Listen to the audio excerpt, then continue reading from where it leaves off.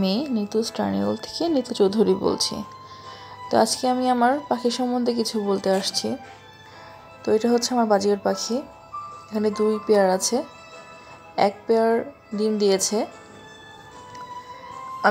এটা আমি অনেক উপরে তুলে রাখি, খাবার সময় জাস্ট খাবারটা দিই, বাট আমি এতদিন খেয়াল করিনি যে এটা ডিম দিয়েছে। বাট আজকে একটা পাখিকে দেখলাম যে ও ডিম দিয়েছে ঠিকই, কিন্তু একটা ডিম ওর যে পশম থাকে, এই যে পাখিটার সামনে যে পাখিটা ঠিক মতন হাঁটতেও পারতেছে না, ওর সাথে আটকে গেছে।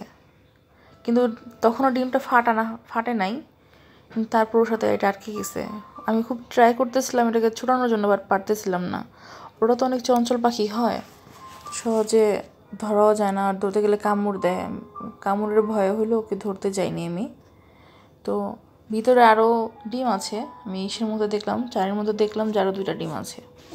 আরেকটা ডিম ওরা নষ্ট করে ফেলছে, আর আরেকটা ডিম ওর সাথে লেগে আছে। মোট 4টা ডিম এবার দিয়েছে ওরা।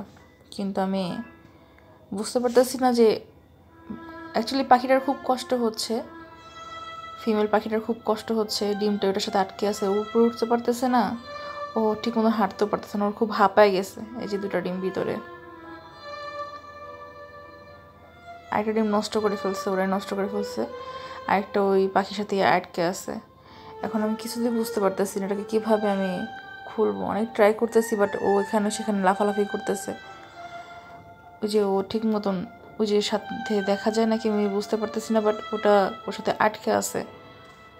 ওর খুবই কষ্ট হচ্ছে। আমার হাজব্যান্ডও বাসায় নাই যে ও ধরে এটাকে ছুটাই দিবে, কি করবে আমি বুঝতে পারতেছি না। তো আমার মাথায় আইডিয়া আসছে যে একটা পানির পাত্র রাখছি, বড়, দেখতে পারবেন ভিতরে আছে পানির পাত্র। যদি কোনো রকম ওটার মধ্যে, আমার সম্ভবত মনে হয় এটা আঠা জাতীয় কিছুর সাথে আটকা আছে, হয়তো বা আঠার মতন আটকা আছে। যদি পানির মধ্যে চুপ দেওয়া যায়, মেবি ওটা ছুটতে পারবে। তো আমি খুব ট্রাই করতেছিলাম লাঠি দিয়ে বা কাঠি দিয়ে ওটার মধ্যে নেওয়ার জন্য, কিন্তু আমি কিছু দোকানে নিতে পারতেছিলাম না। আমার অনেক কষ্ট হচ্ছিলো ওখানে ওরে ঢুকানোর জন্য। পানিতে একটা চুপ দিতে পারলেই বাস, এটা হয়তো বা পানির পেয়ে ওটা ছুটে যেত। তো আমার বাচ্চা ওখান থেকে ওটাকে করতেছে, মানে নেওয়ার চেষ্টা করতেছে, আমি এখান থেকে চেষ্টা করতেছি, বাট ওর মতন ছোটাছুটি করতেছে। ও ছুটতেই আছে, এখানে ছুটতেই আছে, কিছুতেই ওকে পারতেছিলাম না। তো বাকি পাখিগুলো ওই ডিমটাকে নষ্ট করার জন্য ওর পিছে পিছেই ঘুরতেছে।